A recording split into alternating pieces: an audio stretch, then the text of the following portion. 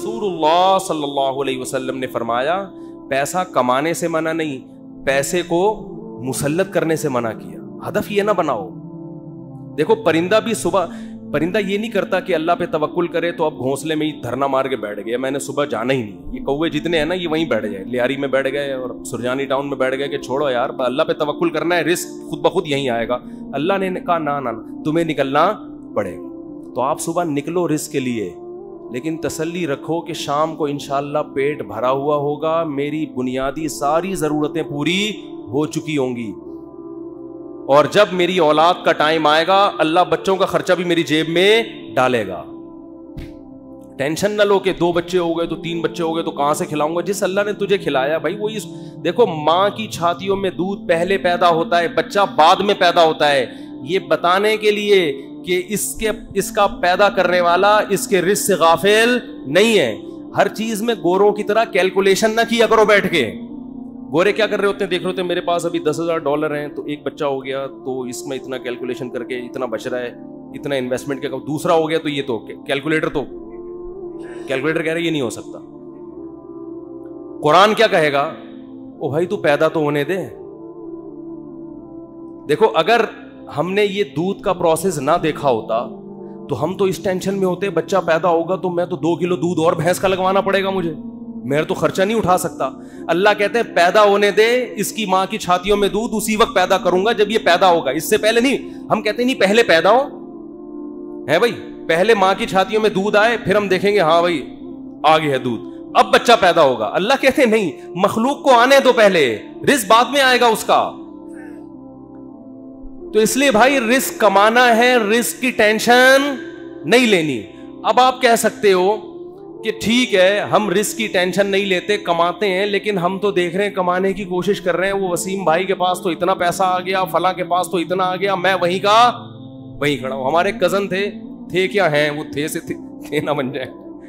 وہ اکثر کہا کرتے تھے, یہ بات تو کہتے تھے اب نہیں کہتے, اللہ کا شکر اب دیندار ہے, کہتے یار مجھے ٹینشن اس بات کی نہیں ہے کہ میرے پاس پیسہ نہیں ہے, مجھے ٹینشن اس بات کی ہے کہ میرے جتنے دوست ہیں ان کے پاس آ گیا اور میں وہیں کا وہیں.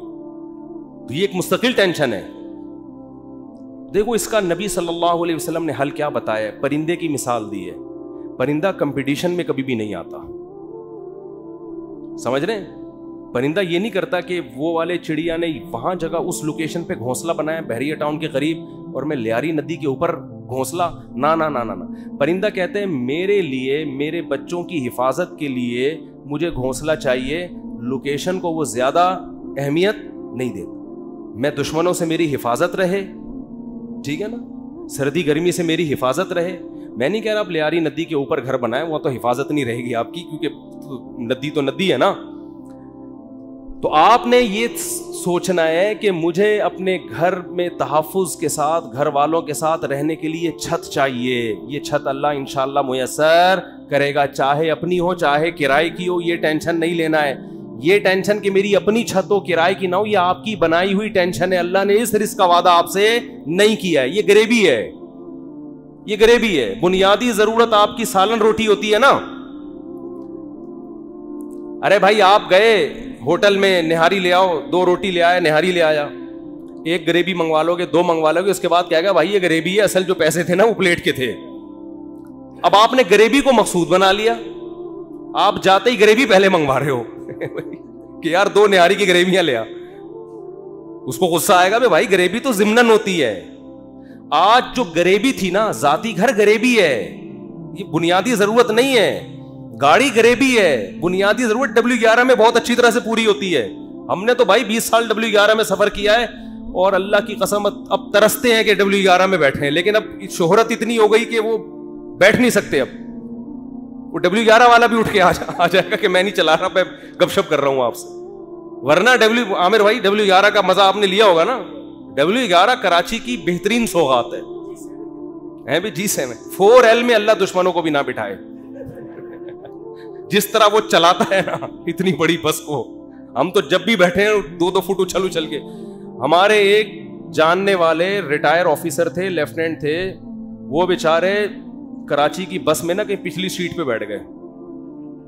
اسپیڈ بریکر پہ جب اچھل کے دھڑام سے نیچے گرے, ان کی ریڑھ کی ہڈی میں مسئلہ ہو گیا, اسی میں ان کی موت واقع ہوئی ہے. اور نیوی کا آفیسر بیچارہ جنگوں میں شہید نہیں ہوا جنگوں میں شہادت نہیں ملی ہے, کراچی کی بس نے اٹھا کے پٹکھائے اور انا للہ. تو رسول اللہ صلی اللہ علیہ وسلم نے فرمایا جس نے دنیا کو ہدف نہیں بنایا, ضرورت سمجھا کہ میری بنیادی ضرورت 2 وقت کی روٹی ہے, میری بنیادی ضرورت کسی اچھے علاقے, اچھے سے مراد جہاں چرسی ہیروئن چی نہ رہتے ہوں, ذرا پڑھے لکھے لوگ ہوں, ایسی جگہ پہ مجھے گھر مل جائے جہاں چھت ہو, جہاں بنیادی ضرورتیں پوری ہوں, بس یہ بیسک ضرورت, چاہے وہ اپنا ہو چاہے وہ کرائے کا ہو. اور نبی نے فرمایا کہ جس شخص کو 2 وقت کی روٹی مل گئی, پیٹ بھر کے سر چھپانے کی جگہ مل گئی, اور جسم کسی بڑی بیماری سے محفوظ تھا اس کا, اور ویسے بتاؤں جب یہ لائف اسٹائل ہوگا نا تو جسم بڑی بیماری سے محفوظ ہی ہوتا ہے عام طور پہ, جسم کسی بڑی بیماری سے محفوظ تھا تو آپ صلی اللہ علیہ وسلم نے فرمایا یہ ایسا ہے گویا پوری دنیا کی دولت سمیٹ کے اللہ نے اس کے قدموں میں رکھ دی ہو. اب اگر یہ ٹینشن لے رہا ہے نا بحریہ ٹاؤن کی اور ڈیفنس کی اور DHA کی وہ اسکیم میں نے تو یہ غریبی کی ٹینشن ہے, یہ دل میں دنیا کی محبت کی علامت ہے. ایسے شخص کو رسول اللہ صلی اللہ علیہ وسلم نے وعید سنائی کہ یہ مالدار بن تو سکتا ہے مگر اس کے سامنے فقر کا پھندا ایسے لٹکا رہے گا جیسے ایک زندہ آدمی کے سامنے پھانسی کا پھندا, موت کا پھندا لٹک رہا ہوتا ہے. جو اس کی کیفیت ہوگی یہ کیفیت اس کی ہوگی. تو بھائی پیسہ کماؤ, پیسے سے دل نہ لگاؤ, اور دل سے پیسہ نکالنے کا طریقہ کیا ہے؟ خرچ کرو. ہمارے حضرت فرمایا کرتے تھے کہ پہلے زمانے میں بزرگان دین کڑک کڑک نوٹ جلوایا کرتے تھے 5-5 ہزار کے نا, کہتے جلاؤ اس کو. آج اس کی اجازت نہیں ہے, اس میں نقصان ہے, لیکن دل سے نکالنے کے لیے نا جلواتے تھے. تو آپ جلائیں نہیں, خرچ کریں. کبھی کبھار ایسے گڈی نکال کے کسی اچھے ٹرسٹ میں دے دی, کسی غریب کو دے دی. اور سب سے زیادہ مصداق پیسہ خرچ کرنے کا آپ کے قریبی رشتہ دار ہیں, ان کو دو. آج کل لوگوں نے ہدیے رشتہ داروں میں دینا چھوڑ دیا ہے. بس عید بقرعید پہ کوئی کھانا وانا کھلا دیتے ہیں, بھائی بہن کو لفافے میں گڈی ڈالے پکڑا دے, جلے گا. جب یہ دل جلے نا, اتنا صدقہ ہو کہ دل میں آرے چلیں, تو یہ آرے چلنے سے دل آئینے کی طرح شفاف ہو جائے گا. شاعر نے کہا ہے نا, آئینہ بنتا ہے رگڑے لاکھ جب کھاتا ہے دل, کچھ نہ پوچھو دل بڑی مشکل سے بن پاتا ہے دل. دل کو دل بنانا تھوڑا ڈیفیکلٹ کام ہے, تو اس کا طریقہ یہ کہ اس میں ذرا رندا چلے گا نا, رگڑا لگے گا. جب ہم وہ کیا کہتے ہیں, وہ جو ریگمال سے گھسائی ہوتی ہے نا, تو صدقہ کرتے ہوئے اتنا بھی نہ کرو کہ کل دوسروں سے بھیک مانگنی پڑ جائے, اتنا بھی نہ کرو, لیکن اتنا ہو کہ لگے کہ دل پہ گھسائی ہو, تھوڑا سا تکلیف ہو. رسول اللہ صلی اللہ علیہ وسلم نے فرمایا سب سے افضل صدقہ یہ ہے تأمل الغنا وتخشى الفقر, کہ آپ کو یہ ہو کہ اگر میں نے صدقہ کیا تو ہو سکتا ہے میں غریب نہ ہو جاؤں کل, اور اگر نہیں کیا تو اس پیسے سے مزید پیسہ بنا لوں گا. اس کنڈیشن میں جب آپ صدقہ کرو گے تو نبی نے فرمایا یہ صدقہ سب سے افضل ہے, اس میں آپ کا دل بہت جلتا ہے. اور اللہ کا وعدہ ہے کہ جو اللہ کے لیے دیتا ہے وہ غریب تو ہوتا ہی نہیں ہے. صدقے سے کبھی مال ہم نے کبھی نہیں کسی سخی آدمی کو غریب ہوتے دیکھا. تو اس سے دنیا کی محبت کم ہوگی. حدیث مکمل کر کے بس بیان ختم کرتا ہوں. فرمایا جعل اللہ فقرہ بین عینی وفرق علیہ شملا, جب دولت کو ہدف بنائے گا, مسلط کر لے گا, تو فقر کا پھندا اللہ اس کے سامنے لٹکا دیں گے. ہر وقت ڈر لگا رہے گا یار میں غریب نہ ہو جاؤں. پیسہ ہے, پلاٹ پڑے ہوئے, لیکن ڈر لگا رہے گا یار میں غریب نہ ہو جاؤں. دوسرا فرمایا وفرق علیہ شملا, اس کی فکروں کو اللہ بکھیر دیں گے. اتنی ٹینشن ہے, یہ کام بھی ہو جائے, یہ بھی صحیح ہو جائے, یہ والا بھی ہو جائے, پتہ نہیں سارے کام ٹھیک ہوں گے, ایک اٹکا ہوا ہوگا اس کی وجہ سے ٹینشن. وہ یہ نہیں دیکھ رہا کہ میرے سارے کام ٹھیک ہو رہے ہیں, چلو ایک نہیں ہوا تو کیا ہے. تو اس کی فکروں کو اللہ بکھیر دیں گے, اسے پتہ نہیں چلے گا میری اصل ٹینشن ہے کیا, مجھے سکون ملے گا کس چیز میں, اتنی فکریں. اور فرمایا وَلَمْ يَأْتِهِ مِنَ الدُّنْيَا إِلَّا مَا قُدِّرَ لَهُ, اور جس دنیا کے پیچھے بھاگ رہا ہے ضروری نہیں کہ وہ بھی مل جائے, ملے گی اتنی جتنی اس کے مقدر میں اللہ نے لکھ دی. یہ جو دنیا کے پیچھے بھاگ رہے ہوتے ہیں تو سب کو پیسہ تھوڑی مل جاتا ہے. بہت سے تو وہی موت تک روڈیں ہی ناپتے رہتے ہیں, سڑکیں ناپتے رہتے ہیں, ہاتھ میں کچھ بھی نہیں آتا ان کے. فرمایا ملے گا اتنا جتنا اللہ نے لکھ دیا, تو ٹینشن لینے سے کوئی فائدہ نہیں. تو ٹینشن نہیں لو بھائی.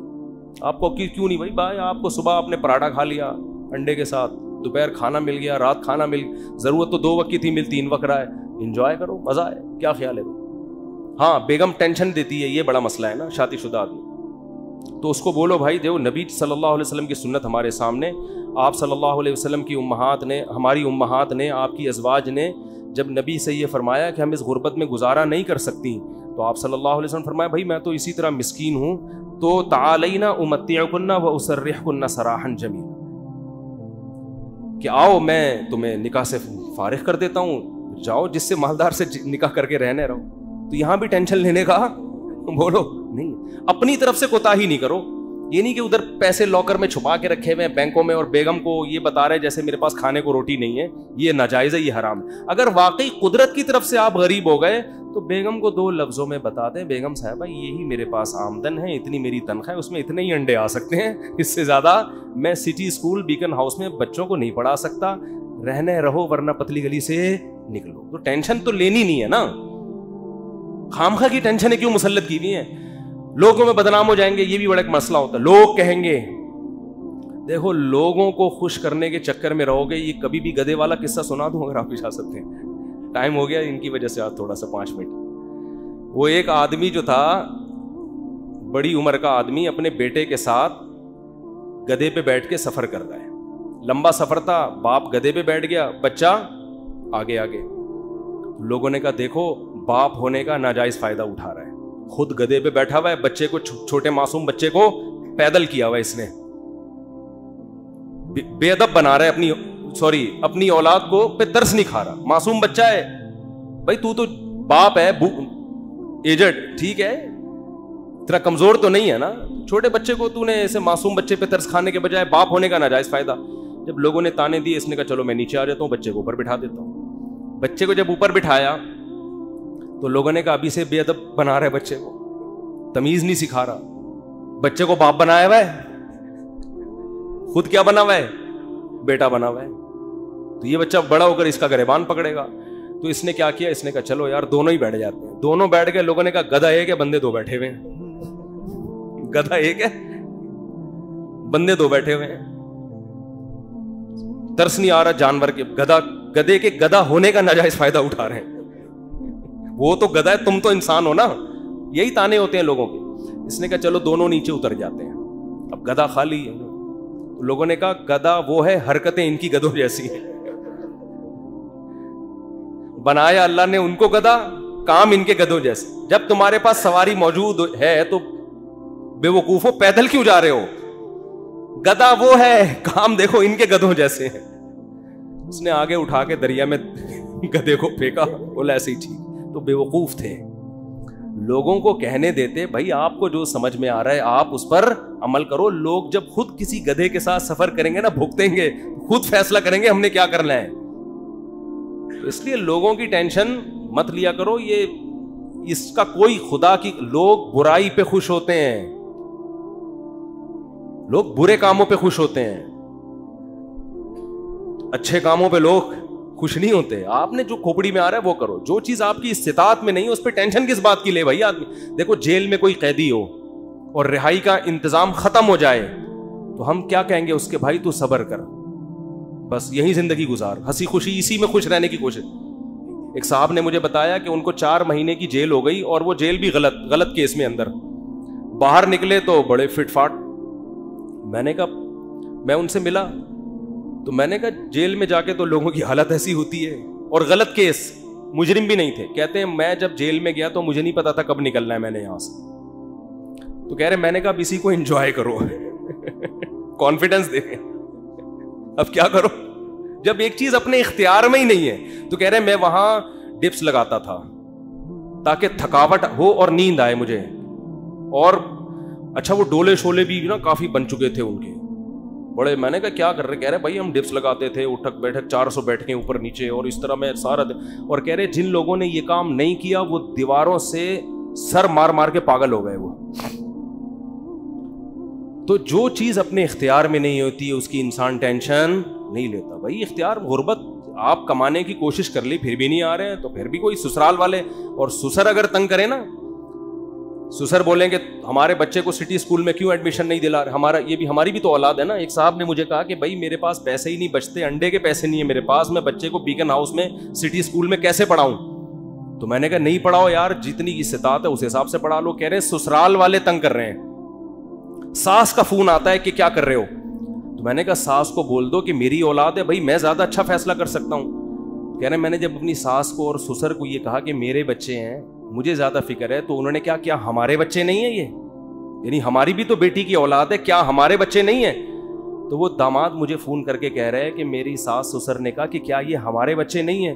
تو حضرت اس بات کے آگے میں کیا ہو گیا, خاموش. میں نے کہا یہیں سے تو بات شروع ہوئی تھی, یہیں سے تو بات شروع ہوئی تھی. ان سے کہتے یقیناً آپ کے بچے ہیں, لہذا آدھی فیس آپ اور آدھی ہم دیں گے. زبردست کام ہو گیا, ہٹو بچوں ہو گیا یہ. میں نے کہا انہوں نے تو خود جواب دے دیا, فری پھوکٹ کے بچے تو سارے محلے کے اپنے بچے بنا لو. میں نے کہا ان سے بولو سٹی اسکول کی آدھی فیس آپ دیں گے کیونکہ آپ کے بچے بھی ہیں, ورنہ صرف مشورے کی حد تک نہیں ہوتا یہ. تو میں نے کہا بھائی ٹینشن نہیں لی, جتنی تیرے اندر گنجائش ہے ٹھیک ہے, نہیں ہے تو نہیں ہے. تو اللہ سے دعا ہے, وقت پورا ہو گیا, اب ٹاپک پھر اگلے ہفتے انشاءاللہ مکمل کریں گے. اللہ تعالی ہم سب کو سمجھنے کی, عمل کی توفیق عطا فرمائے.